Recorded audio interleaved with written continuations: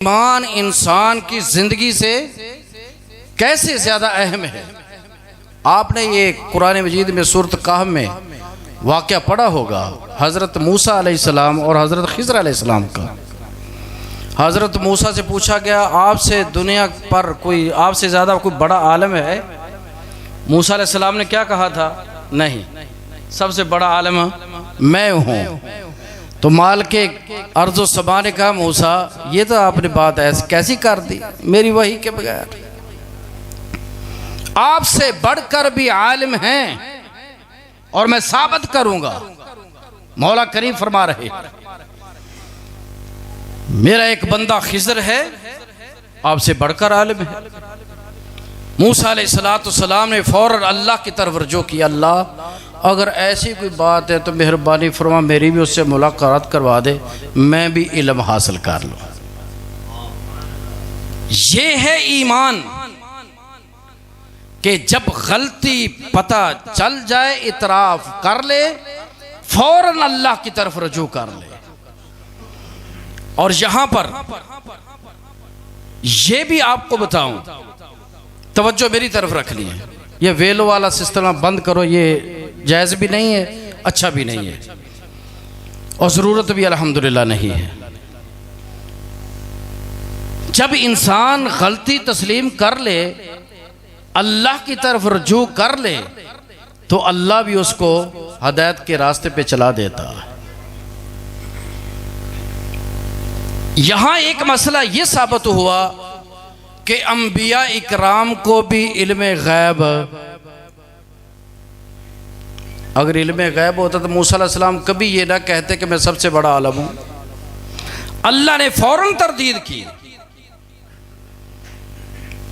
और मूसा अलैहिस्सलाम को ये बड़ा लंबा वाक़या मुख्तसर बयान करता हूं। फिर उनकी मुलाकात हो गई, सफ़र चलने शुरू हुआ तो खिज़र अलैहिस्सलाम कहते, मूसा अलैहिस्सलाम तुझसे सब्र नहीं होना, इल्म तो सीख नहीं सके, अगर मेरे साथ चलना है तो ज़बान बंद करके कंट्रोल करके मेरे साथ चलते जाओ, देखते जाओ, इल्म हासिल करते जाओ। दूसरा नुक्ता यहां यह भी समझिए, उस्ताद और शागिर्द का अल्लाह ने ताल्लुक बनाया है। जब तक शागिर्द उस्ताद का एहतराम नहीं करता, वो उस्ताद एक मस्जिद के अंदर उस्ताद हो, वो उस्ताद एक मदरसे के अंदर उस्ताद हो, वो कॉलेज के अंदर उस्ताद हो, वो यूनिवर्सिटी के अंदर उस्ताद हो, जब तक शागिर्द अपने उस्ताद का एहतराम नहीं करता, अल्लाह कभी उसको इल्म भी नहीं देता। हम तो मौलवी साहब को उस्ताद समझते नहीं हैं। मस्जिद बन गई, मौलवी साहब सवेरे बच्चों को पढ़ाने बैठ गए, इधर से अपनी बात, मौलवी साहब लैटरिना साफ नहीं थे, मस्जिद ही चोंडे गंद ला थे, तेरे को पता क्या नहीं टुक्कर केड़ी चीज का खंदा बे। ला हौला वला कुव्वता इल्ला बिल्लाह, ये उस्ताद का एहतराम नहीं। और जब तुम अपने उस्ताद का ऐसे एहतराम करोगे तो फिर समझो कि तुम्हारी औलाद तुम्हारी फर्माबरदार होगी। आज हर बंदा ये कहता है कि मेरी औलाद मेरी फर्माबरदार नहीं है, मेरे बच्चे ने मुझे थानों में जलील कर दिया, मेरे बेटे ने बरादरी मेरा नक नहीं छोड़ा, मेरी पगड़ी रुल गई। वजह क्या है? इब्तिदा देखो, जब तूने इसके उस्ताद का एहतराम नहीं किया तो अल्लाह तुझे एहतराम कैसे देगा? मेरे भाइयों, खुदारा अगर बच्चों को अपना फर्माबरदार बनाना चाहते हो, ये आलिम दीन, ये एक मस्जिद का उस्ताद, ये हाफिज, ये आपका इमाम है। सफाई करने वाला नहीं है, इमाम है, इमाम का एहतराम है। जो इलल इमाम लियुतम्म बिही, और लोगों इमाम का एहतराम इमामुल अंबिया ने समझाया है। इमाम तो ये है, इसलिए है ताकि तुम इसकी इक्तिदा करो। अगर इशारा करे तो तुम झुक जाओ, इशारा करे तो उठ जाओ, तुम्हारी तो जुर्त ये भी नहीं है। अगर रुकू के लिए इशारा अल्लाह अकबर न करे तुम रुकू जा सकते हो। इमाम की हैसियत ये है, तुमने इमाम की हैसियत क्या समझी? अल्लाह अकबर। आगे चलिए, मैं बताना ये चाहता हूं इंसान की जिंदगी से भी ज्यादा अहम क्या है? ईमान है। ईमान कैसे? चल पड़े मूसा अलैहिस्सलाम, खिज़र अलैहिस्सलाम, आगे चलते चलते कश्ती में सवार हो गए। खिज़र अलैहिस्सलाम ने ना कश्ती का एक फट्टा तोड़ दिया। मूसा अलैहिस्सलाम भी ना रह सके। खिज़र भाई आपने ये क्या कर दिया? ये फट्टा जो तोड़े हुए तो कश्ती था ये मरना डेसो, सारे लोग डूब गए सो। फरमाया मूसा मैंने आपको ये नहीं कहा था खामोश रहो, मैं जानता हूं, तू नहीं जानता।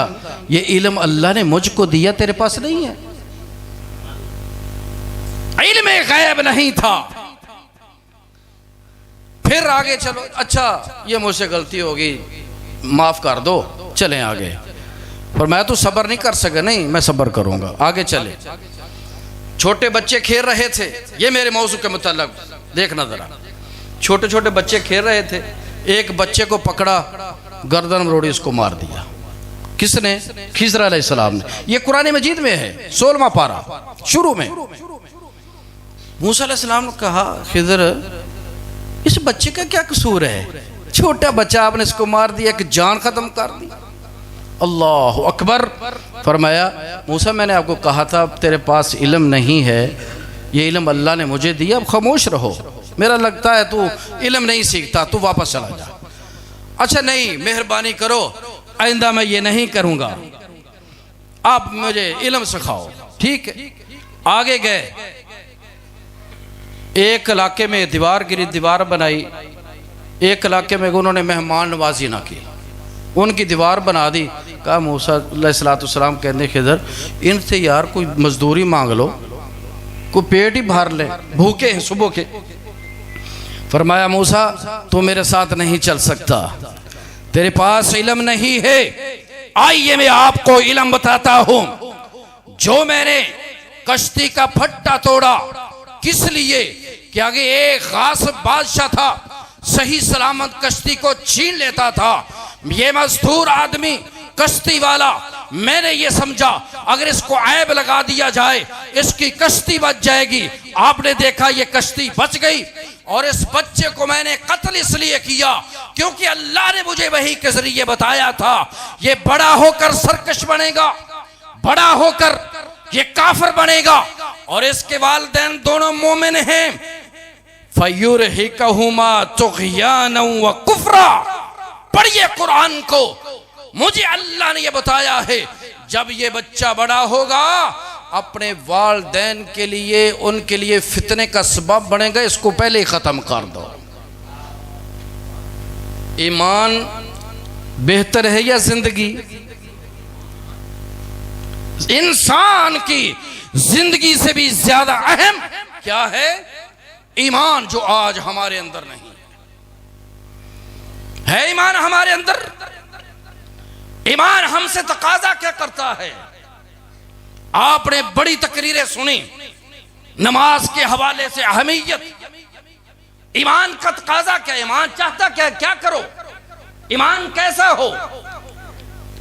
ईमान का पहला तकाजा ला युमिनु अहदुकुम हत्ता अकून अहब्बा इलैहि मिन वालिदिही व वलदिही वन्नास अजमाइन। लोगों, तुम में से उस वक्त तक कोई बंदा मोमन बन ही नहीं सकता जब तक अल्लाह और उसके रसूल के साथ हर चीज से ज्यादा मोहब्बत ना करे। क्या तेरी मेरी मोहब्बत अल्लाह के रसूल के और अल्लाह से है? अगर ये हमारा दावा है मुझे अल्लाह से भी प्यार है और रसूलुल्लाह से भी प्यार है, सिर्फ जबान की हद तक। ईमान जबान की इकरार का नाम नहीं, ईमान तीन चीजों का नाम है। इकरारुम बिल लिसान व तस्दीकुम बिल कल्ब व अमलुम बिल जवारिह। जबान से भी इकरार हो कि मैं मोमिन हूं, ला इलाहा इल्लल्लाह मुहम्मदुर रसूलुल्लाह, और दिल से मानता हो रब एक है, मेरा पालने वाला एक है, रिज़्क देने वाला एक है, मुझे इज्जत और जिल्लत का मालिक एक है, मेरे बेटे बेटियां देने वाला एक है, मेरी फसलों के अंदर बरकतें डालने वाला एक है, हर चीज का मालिक एक है। इसको ईमान बिल्लाह कहते हैं। और तीसरा है अमल करके दिखाओ। अमल भी वैसे ही हो जैसे जबान है, अमल का और जबान का और। हमारे तो दिलों से मुनाफिकत ही नहीं जाती। भाई भाई को धोखा दे रहा है, बाप बेटे को धोखा दे रहा है। आज ये दुनिया इतनी सफाक क्यों हो गई? हमारे दिलों से ईमान निकल गया। फिर हम ये कहते हैं औलाद मेरी फरमाबरदार नहीं है। पिछले जुमे का वाकया मेरे अपने इलाके के अंदर ननकाना साहब में, एक जुमे के बाद बाप जुमा पढ़ के निकला और जब ईमान खत्म हो 15-25 साल का बेटा उसके पीछे चलता गया और घर के सामने अपने बाप को कत्ल कर दिया। ये ईमान होता तो बेटा अपने बाप को कभी कत्ल न करता। मेरे भाइयों, ईमान पैदा करो, तरबियत करो अपने औलाद की। जब तरबियत नहीं करोगे, औलाद बड़ी होके फिर जो हजरत खिज़र अलैहिस्सलाम ने बताया, फिर वो सरकशी बनेगी। और क्या बनेगी? वो चोरियां करेगी, डकैती करेगी, बाप की बेइज्जती करवाएगी। सच्चा वाकया और मेरी अपनी बरादरी का वाकया।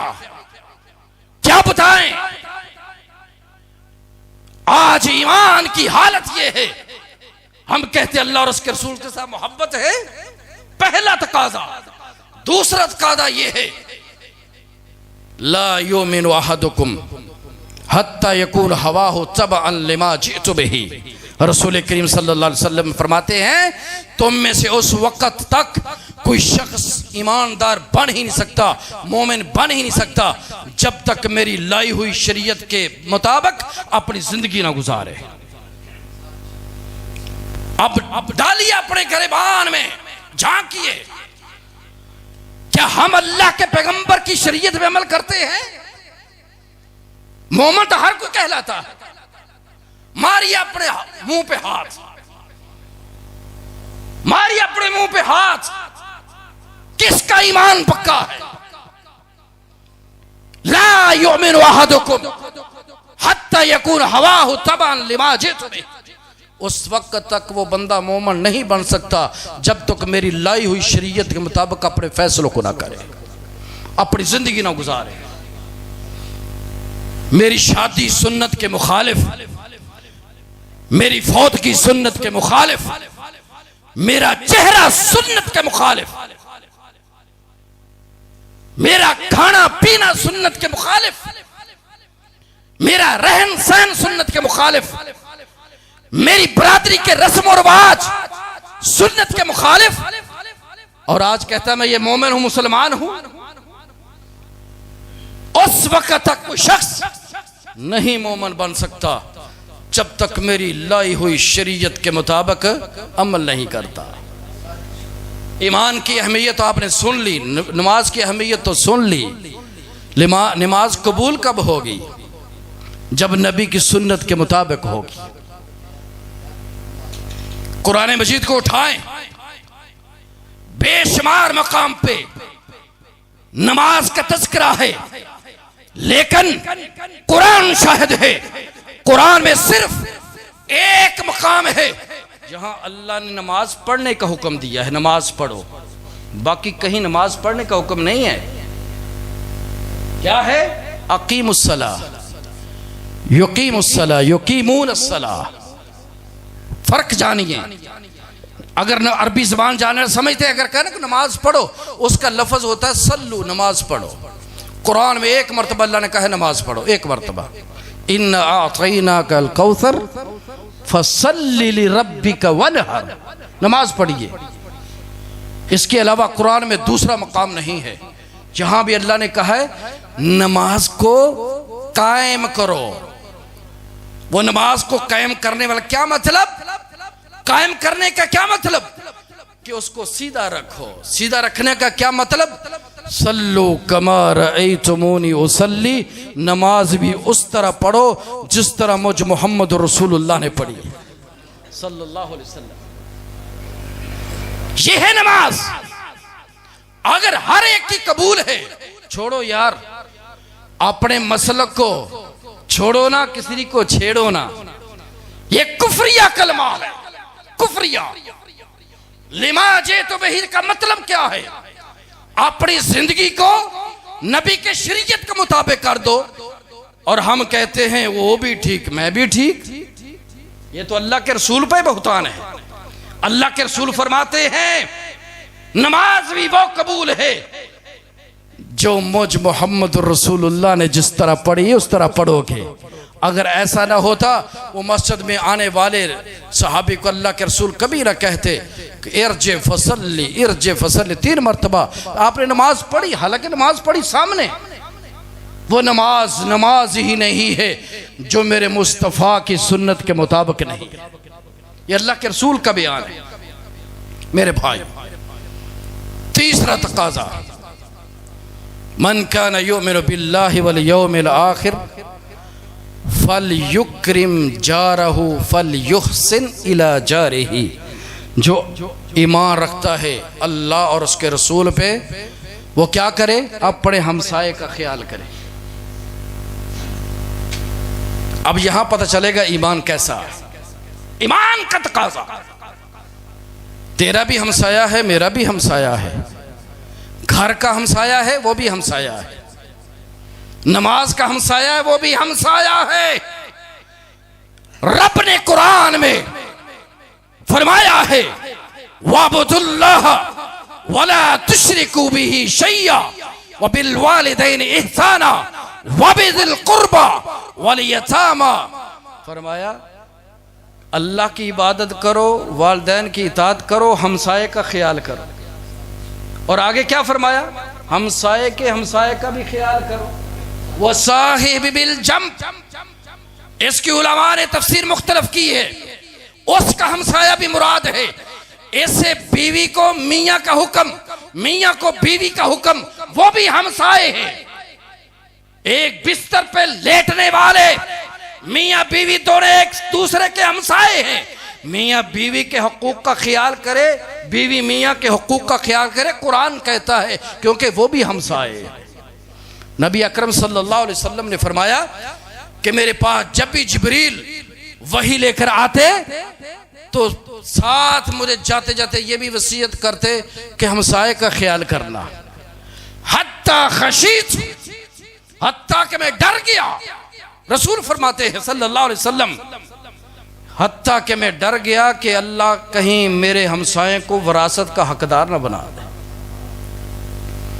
तेरा मेरा हमसाया हमसे खुश है? सोचिए जरा, आज दूसरों की मैयत पे तबसरे करने बड़े आसान हैं। ओ हमसाया गंदा था, जान छूट की मर गया, कुत्ते की मौत मर गया, फलां फलां। और कभी ये भी सोचा है कल मेरे और आपके मरने के बाद मुझ पे और आपके तबसरे क्या होंगे? अगर हमसाये हमसे खुश नहीं हैं तबसरे अच्छे होंगे? खुदारा सोचिए, खुदारा सोचिए। वक्त इस बात की इजाजत नहीं देता, वरना इसी हमसाये के हकूक के बहुत बड़ा लेक्चर हो सकता है। हत्ता कि हमसाये को तंग करने वाले के अल्लाह ताला ने 5 अजाब, 5 जो है ना सजाएं भी मुकर्रर की हैं। उनमें से एक ये भी है कि हमसाये को तंग करने वाला कभी जन्नत में नहीं जाएगा। ला यदखुलुल जन्ना मन काना युज़ी जारहु। जो अपने हमसाये को तंग करता है वो कभी जन्नत में नहीं जाएगा। और जो गुनाह कर रहा है हमसाये को तंग करने का, उसका गुनाह भी 10 गुना ज्यादा है। शरीयत में कहीं कोई भी गुनाह ले लो उसका बराबर का गुनाह है, लेकिन हमसाये को तंग करने के गुनाह जो है 10 गुना ज्यादा है। 10 गुना। हदीस है, रसूल करीम सल्लल्लाहु अलैहि वसल्लम ने फरमाया, आखिरी हदीस, अगर कोई शख्स किसी दूसरी बस्ती में जाकर कोई चोरी कर ले, 10 घरों की चोरी करता है, अपने हमसाये के नहीं दूसरे शहर में, दूसरी बस्ती में जाकर, उस 10 घरों की चोरी करने का इतना गुनाह नहीं जितना उस एक शख्स का गुनाह है कि अपने हमसाये के एक घर की चोरी कर ले। 10 गुना गुनाह जाना। हवाले का मैं जिम्मेदार। हजरात, आइए ईमान को बचाइए, ईमान के तकाजे पूरे कीजिए। जब ईमान के तकाजे पूरे होंगे, ईमान मुकम्मल होगा, ईमान मुकम्मल होगा तो नमाज की अहमियत समझ आएगी, नमाज की अहमियत समझ आएगी। कल क़यामत के दिन सबसे पहला सवाल ही नमाज के बारे में होना है। व आखिर दावना अनिल हम्दुलिल्लाहि रब्बिल आलमीन। जज़ाकुमुल्लाह।